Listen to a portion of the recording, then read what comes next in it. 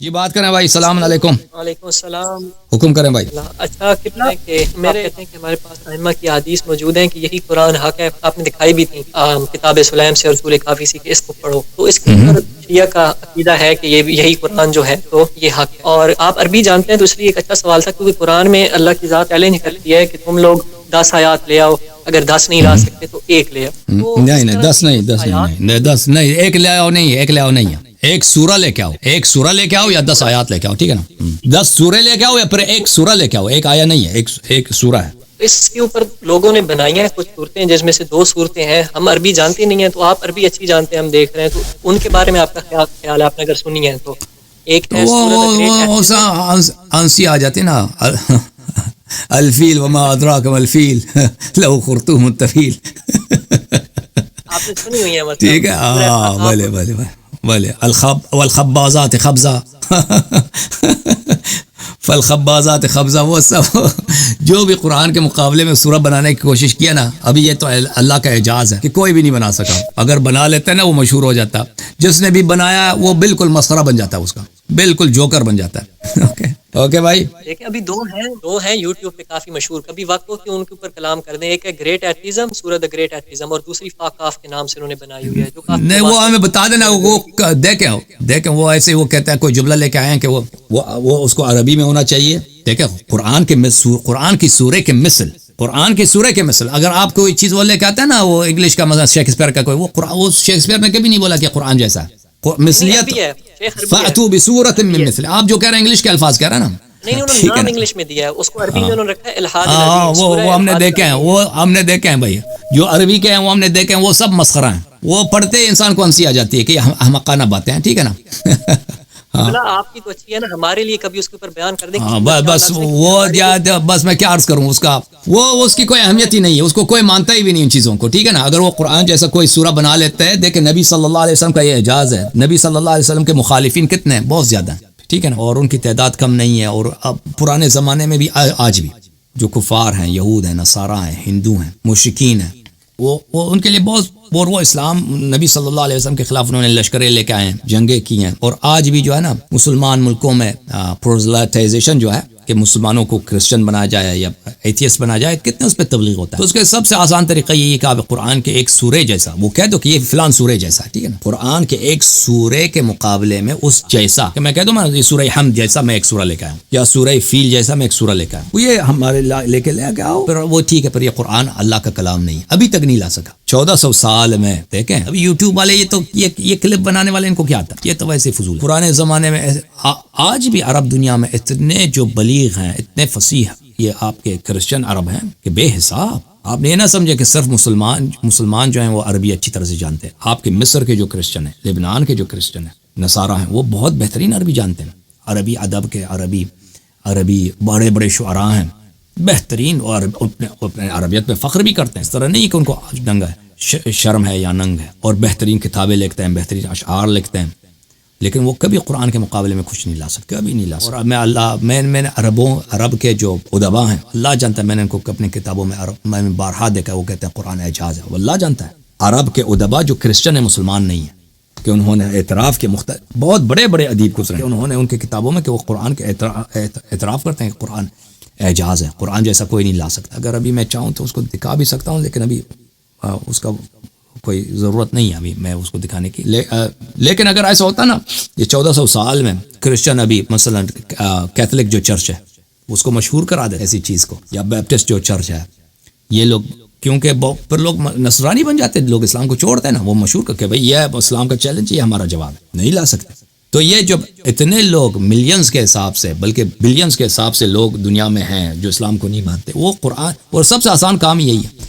مثلا اقبال شاعر ہے, اچھا شاعر ہے, اس کے شعر اچھے ہیں, اس جیسا کوئی نہیں لا سکتا. بہت سارے لا سکتے ہیں, بہت سارے شعر. اقبال کا کوئی بھی قصیدہ ہو, کوئی بھی شعر دے دو, اگر آپ اس کے لیے انعام رکھ دو کہ میں آپ کو 10,000 1 لاکھ روپے دوں گا, اس جیسا کوئی قصیدہ بنا دو, اللہ جانتا ہے اگلے ہفتے اس جیسے 10 آئیں گے, اس جیسے 10 قصیدے آئیں گے. غالب بڑا اچھا شاعر ہے, شعر اچھا لکھتا ہے, لیکن اس کا مطلب یہ نہیں کہ اس جیسا کوئی نہیں لکھ سکتا. ابھی اگر ہم کوئی اعلان کر دیں نا کہ غالب کا فلان قصیدہ ہے, اس کے قصیدے جیسا کوئی لا دے, اسی کی مثل ہو یا اس سے بہتر ہو, ہم 1 لاکھ روپے دیں گے آپ کو, 10 لاکھ روپے دیں گے. اللہ جانتا ہے اگلے ہفتے بلکہ اگلے دن 2 دن کے اندر وہ بھائی وہ 100 قصیدے آ جائیں گے، کہیں گے یہ ہمارا قصیدہ اس سے بہتر ہے، اور آ جائیں گے لکھ دیں گے، ٹھیک ہے بڑا شاعر ہے لیکن اس جیسا دوسرے بھی لکھ سکتے ہیں۔ اقبال بڑا شاعر ہے، اچھا شاعر ہے، ٹھیک ہے، شاعری اس کی ٹھیک ٹھاک ہے، ٹھیک ہے، یا غالب ہے یا میر انیس ہے، میر تقی میر ہیں، یہ لوگ بڑے بڑے شاعر ہیں، لیکن اس کا مطلب یہ نہیں کہ اس جیسا کوئی دوسرا نہیں لکھ سکتا۔ بڑے اچھے شعر لکھے انہوں نے، لیکن ان جیسا کوئی دوسرا لکھ سکتا ہے، بلکہ اس سے بہتر بھی لکھ سکتا ہے۔ اور ان کے جو اشعار ہوتے ہیں نا یہ غالب وغیرہ کے، اس طرح نہیں ان کے سب اشعار اچھے ہیں، سب اشعار ایک جیسے ہیں، اس طرح نہیں ہے۔ غالب صاحب کے آپ اشعار دیکھیں نا، ایک شعر اچھا ہے دوسرا شعر دیکھیں ویسے معمولی ہے۔ اقبال کا بھی یہی ہے، اس کے کتابوں میں، اقبال کی کتابوں میں دیکھیں اس طرح نہیں ہے کہ اس کے سب اشعار ایک جیسے، سب اشعار بہترین ہیں۔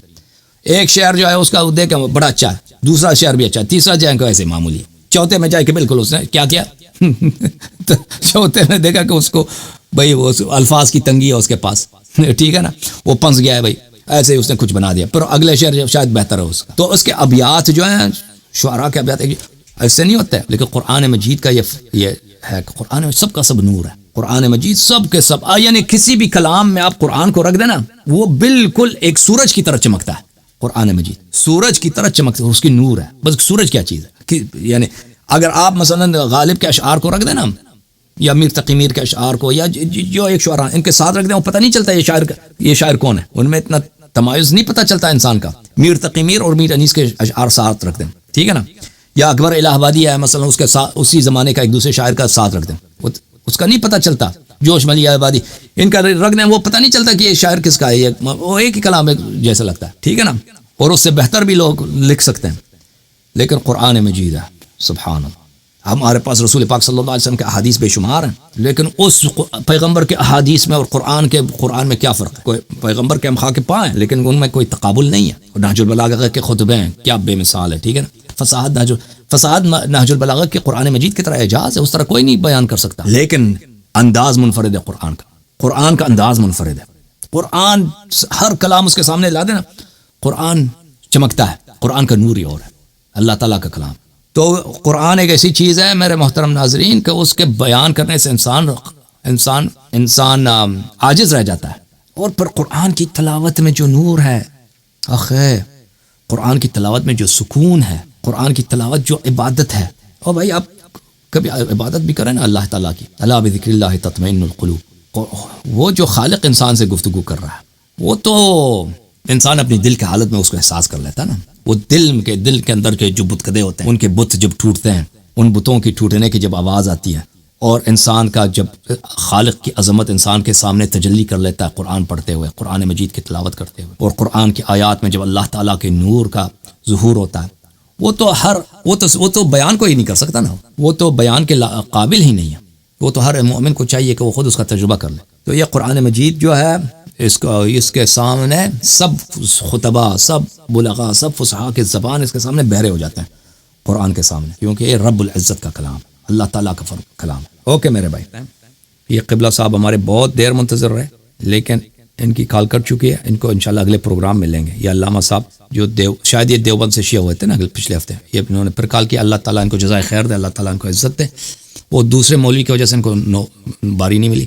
بہرحال اللہم صلی علی محمد وآل محمد، اللہم کن لولیک الحجۃ ابن الحسن صلواتک علیہ وعلی آبائہ فی هذه الساعة وفی کل ساعة ولیا وحافظا وقائدا وناصرا ودلیلا وعینا حتى تسكنه أرضك طوعا وتمتعه فيها طويلا، اللهم صل على محمد وآل محمد وعجل فرجهم، اللهم صل على محمد وآل محمد وعجل فرجهم، اللهم صل على محمد وآل محمد وعجل فرجهم الشریف۔ آپ سب کا بڑا شکریہ، اللہ تعالیٰ آپ سب کو عزت دے۔ سب بولو حیدر مولا۔ زندگی ہے کہ کس کام کے لیے؟ اس جملے کے لیے، حیدر مولا۔ ہاں، سانس کس لیے؟ حیدر مولا۔ دھڑکن دل کی کس لیے؟ کہ بولو حیدر مولا، حیدر مولا۔ اللہم صل علی محمد وآل محمد وعجل فرجهم الشریف، یا حیدر۔